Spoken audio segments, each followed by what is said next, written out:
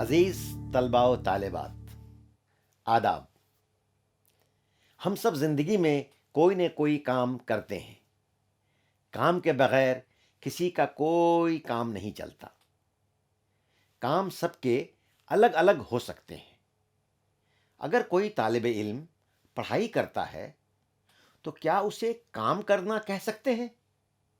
یا کوئی کھیل کھیلتا ہے تو کیا یہ بھی ایک قسم کا کام ہے؟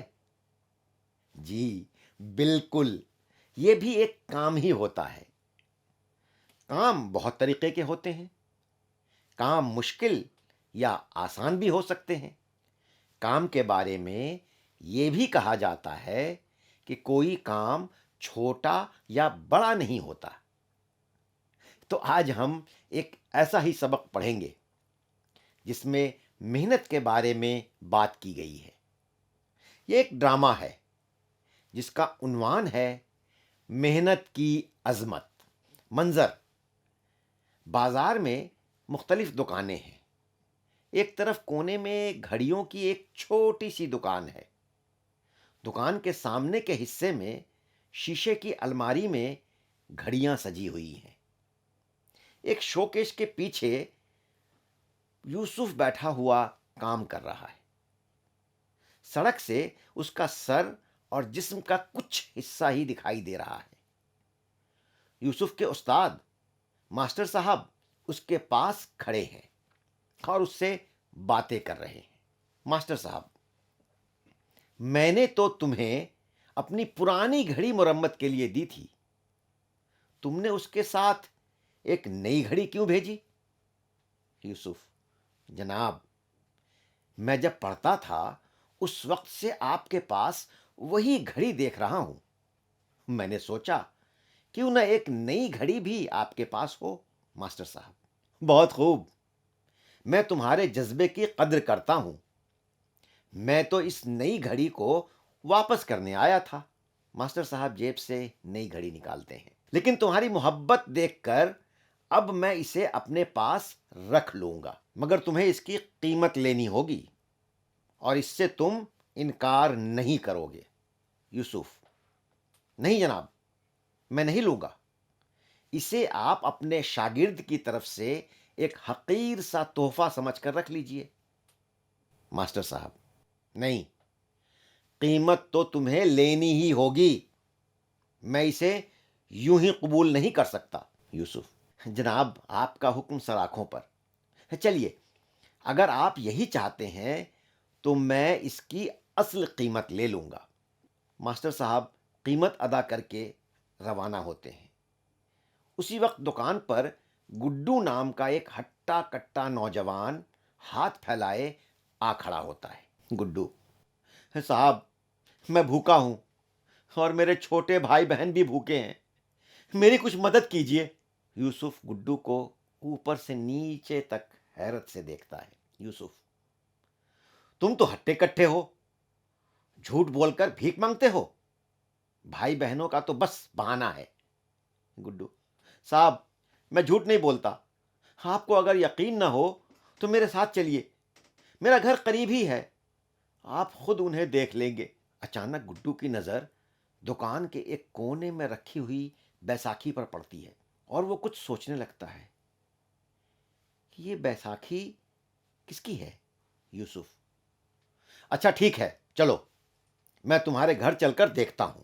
یوسف بیساکھی اٹھاتا ہے اور ملازم سے کہتا ہے، دکان کا خیال رکھنا، میں ابھی آیا۔ گڈو: او، تو یہ بیساکھی آپ کی ہے؟ یوسف کے ہاتھ میں بیساکھی دیکھ کر گڈو واپس جانے لگتا ہے۔ یوسف: ارے بھائی، کہاں چلے؟ بھائی بہنوں کے لیے کچھ نہیں لوگے؟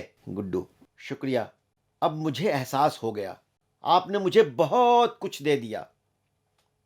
میں محنت مزدوری کروں گا، کسی کے آگے ہاتھ نہیں پھیلاؤں گا۔ عزیز طلباء و طالبات، ابھی آپ نے ڈرامے کا متن سنا۔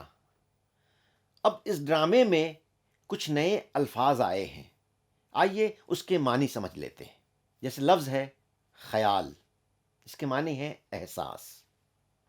خدمتگار یعنی نوکر یا ملازم۔ शागिर्द, तालिब इल्म या चेला कह लीजिए। शोकेस, सजाने की जगह या शीशे की अलमारी। कद्र यानी इज्जत व एहतराम। तोहफा यानी हदिया या गिफ्ट। हुक्म सर आंखों पर, यह एक मुहावरा है जिसका मतलब है काम को अवलियत देना, इज्जत रखना। उसी तरह से लफ्ज है हट्टा कट्टा यानी सेहतमंद, तवाना। बैसाखी, वो लाठी जिसके सहारे माजूर चलते हैं। आइए अब चंद कुछ ऐसी बातें देख लेते हैं जिस पर गौर करना जरूरी है। मेहनत एक अजीम फेल है। हमें अपना काम ईमानदारी और मेहनत से करना चाहिए और कभी मेहनत करने से जी नहीं चुराना चाहिए। कुछ बरसों पहले चाबी वाली घड़ियां हुआ करती थी जिनको एक बार चाबी देने से वो एक दिन, एक हफ्ता और बाज तो एक महीना तक चलती थी।